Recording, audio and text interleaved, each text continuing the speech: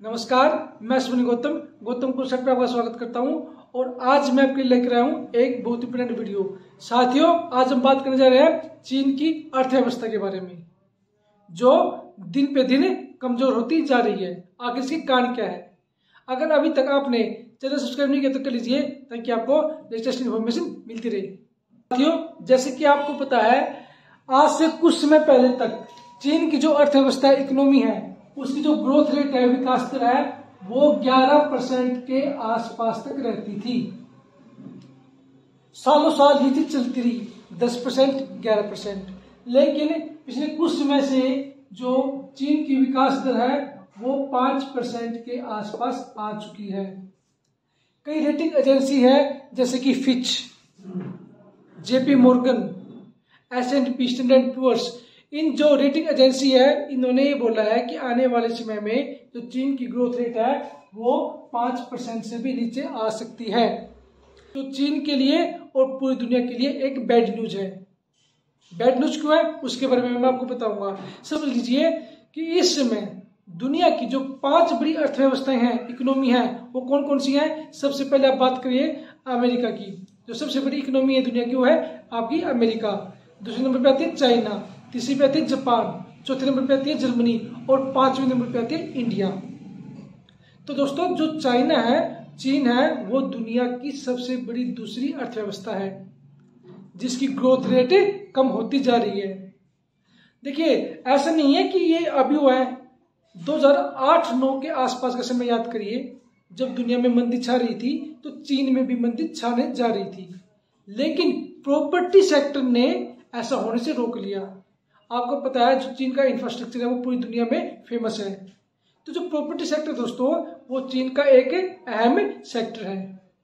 इसका अंदाजा आप इसी बात से लगा लीजिए कि जो चाइना की इकोनॉमी में जो ये सेक्टर है, प्रॉपर्टी सेक्टर, वो 1/3 हिस्सा रोल प्ले करता है चीन की अर्थव्यवस्था के अंदर। लोग अपनी जो 70% कमाई है, 70% कमाई रियल एस्टेट में लगा देते हैं।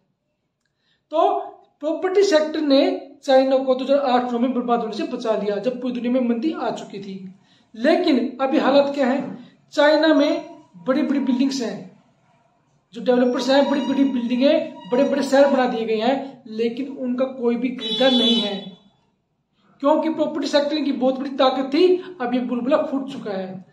कई शहर तो दोस्तों ऐसे हैं कि जहां पर घर बने पड़े हैं, मल्टी स्टोरी बिल्डिंग्स बनी हुई है, लेकिन उनको कोई खरीदार ही नहीं है। तो क्योंकि 2008-9 में इसी सेक्टर ने चाइना को बचाया था, अब ये सेक्टर बुरे हालात में फंस चुका है, जिसकी वजह से चीन की अर्थव्यवस्था एक तरह से चरमरा चुकी है। अब इसके मुख्य कारण क्या है? देखिए, जब कोरोना आया था, जो कोरोना के कारण जो सबसे बड़ी प्रॉब्लम हुई वो चाइना में हुई। आज तक चाइना में कोरोना चल रहा है। कई शहर ऐसे थे जहां पर लॉकडाउन आज भी लगा हुआ है। आज भी वहां पे जो आर्थिक क्रियाएं हैं वो बहुत ही कम हो रही हैं, लोगों को घर से नहीं निकलने दिया जाता। तो कोरोना की वजह से वहां का टूरिज्म भी ठप पड़ गया। वहां के जो लोग हैं, घर पर रहना पड़ा उनको, तो उनकी मेंटल जो हालत है वो भी खराब हुई। इसके अलावा जो कंजप्शन की चीजें हैं, जो वहां के नागरिक कंजप्शन करते हैं, वो भी काफी कम होगी। क्यों? क्योंकि वो कहीं घूमने नहीं जा रहे, कहीं खाने पीने नहीं जा रहे, वो घर में ही है। तो जो कंजप्शन है वो काफी कम हो गई। इसी के साथ जो चीन का निर्यात है, ठीक है, जो एक्सपोर्ट है, वो भी काफी कम हो गया। कोरोना के कारण सबसे बड़ी प्रॉब्लम क्या है दोस्तों? वहां के लोग घर से बाहर निकलना बंद कर दिया। एक तरह से आप कह सकते हैं, जो टूरिज्म के लिए जाते थे, दूसरे देशों में जाते थे, या जो वहां का वो अपने प्रोडक्ट का निर्यात करते थे, वो कोरोना के कारण काफी कम हो गया। तो ये मुख्य कारण थे जिसकी वजह से वहां की अर्थव्यवस्था पर बहुत ही नेगेटिव इंपैक्ट पड़ा। अब देखिए, इसका असर क्या हुआ? वहां की जीडीपी गिर गई। जो चाइना की जीडीपी है उसमें कमी आई। वहां पे बेरोजगारी बढ़ चुकी है, अनएम्प्लॉयमेंट। अगर आपको लगता है कि चाइना में अनएम्प्लॉयमेंट नहीं है, तो ये आपका वहम है। वहां पे काफी बेरोजगारी फैल चुकी है। उसके अलावा वहां की जो मुद्रा है उसका भी मूल्य गिरा है, और उनका आयात पे भी नेगेटिव इंपैक्ट, मतलब कि इंपोर्ट पे भी नेगेटिव इंपैक्ट पड़ा है। इसमें बातें बता रही हैं कि जो चाइना की इकोनॉमी है वो बहुत ही बुरे हालात में है।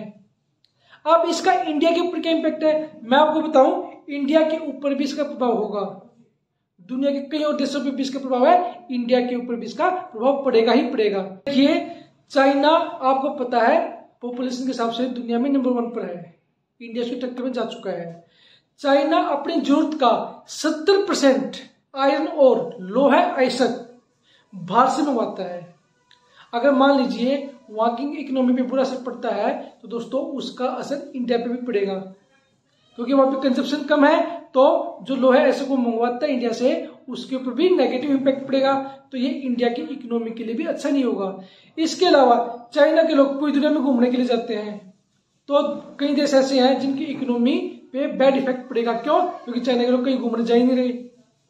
ठीक है, कई देश तो आपको पता होगा जैसे स्विट्जरलैंड है, वो जो उसकी इकोनॉमी है वो चलती ही टूरिज्म बेस है।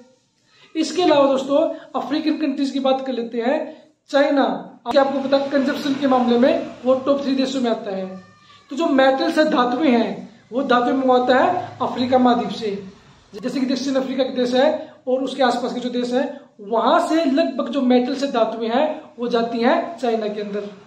अगर चाइना में मंदी है तो फिर वो धातुएं खरीदना बंद कर देगा, कम कर देगा, तो उसका इंपैक्ट पड़ेगा अफ्रीकन कॉन्टिनेंट के ऊपर भी। ठीक है, अफ्रीका कॉन्टिनेंट के कई देश ऐसे हैं जैसे वो धातुएं मंगवाता है या इलेक्ट्रॉनिक आइटम मंगवाता है, उसके अलावा कोई फूड प्रोडक्ट मंगवाता है। चाइना की इकोनॉमी स्लो होगी तो वो बाहर से चीजें मंगवाना कम कर देगा।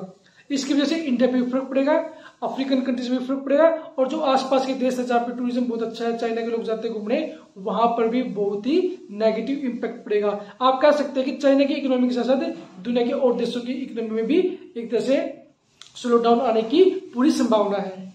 अब बात करते हैं कि चाइना आखिर इस समस्या से कैसे निकल सकता है। तो दोस्तों चाइना इस समस्या से अगर निकलना चाहता है तो उसको क्या करना पड़ेगा, अपनी घरेलू खपत बढ़ानी पड़ेगी, जो वहां की डोमेस्टिक कंजप्शन है वो बढ़ानी पड़ेगी। जैसे लॉकडाउन है, लॉकडाउन को हटाना पड़ेगा या उसको कम करना पड़ेगा, क्योंकि लोग बाहर निकलेंगे, कुछ खरीदेंगे, घूमे फिरेंगे, कमाएंगे, तभी तो उसको बढ़ावा मिलेगा। तो अगर चाइना अपनी घरेलू खपत को बढ़ाता है तो कुछ हद तक इस समस्या से निजात पाया जा सकता है, तो उसको अपनी घरेलू खपत को बढ़ाना ही होगा। इसके अलावा दोस्तों भारत के लिए एक पॉजिटिव पॉइंट है यहाँ पे, वो क्या है, देखिए कई कंपनियां ऐसी हैं जो चाइना से अपनी कंपनियां फैक्ट्री हटा के इंडिया में लाने जा रही हैं, बल्कि इंडिया में निवेश बढ़ेगा और वहां से निवेश घटेगा, तो इंडिया मैन्युफैक्चरिंग हब बन सकता है। जो चाइना की बड़ी बड़ी कंपनियां हैं, जैसे आपको पता है इंडिया में आने स्टार्ट हो चुकी हैं, आने वाले समय में अगर यही वहां पे हालात रहते हैं तो इंडिया मैन्युफैक्चरिंग का एक बहुत बड़ा हब है, दुनिया के सबसे बड़े हब में एक हो सकता है, इंडिया मैन्युफैक्चरिंग हब बन सकता है, जो कि भारत के लिए बहुत पॉजिटिव न्यूज होगी। और दोस्तों जो हमारे यहाँ कुछ स्कीम्स गवर्नमेंट ने लागू की, जैसे PLI, तो इसके तहत भारत मैन्युफैक्चरिंग हब बनने की तरफ बढ़ रहा है, जो कि भारत के लिए एक पॉजिटिव पॉइंट है। तो इसके अलावा क्योंकि निवेश यहाँ पर ज्यादा होगा तो दोस्तों लोगों का विश्वास भी बढ़ेगा, दूसरे देशों से और कंपनियां इंडिया में आएगी और इंडिया की इकोनॉमी को मजबूती मिलेगी, जहां हमारे यहाँ पर रोजगार के अवसर भी बढ़ेंगे। और आपको पता है रोजगार इंडिया में जनसंख्या के अनुपात के हिसाब से कम है, लेकिन जैसे बड़ी बड़ी कंपनियां यहाँ पे आएंगी दोस्तों तो हमारे यहाँ पर जो बेरोजगारी है वो कम होगी और रोजगार के अवसर बढ़ेंगे। तो कुल मिलाकर जो चाइना की समस्या है वो इंडिया के लिए पॉजिटिव साइन हो सकता है। अब देखने वाली बात यह है कि आखिर इंडिया इस जो ये वैश्विक संकट खड़ा हुआ है इसमें किस प्रकार अपना मुनाफा ढूंढता है और किस प्रकार वह तरक्की करता है और किस प्रकार वह मैन्युफैक्चरिंग हब बनने की ओर अग्रसर होता है। दोस्तों ये था आज का वीडियो, मुझे उम्मीद है आपको वीडियो पसंद आएगा, और है तो मुझे आप कमेंट बॉक्स में जाकर पूछ सकते हैं। आज के लिए इतना ही, thank you, have a nice day.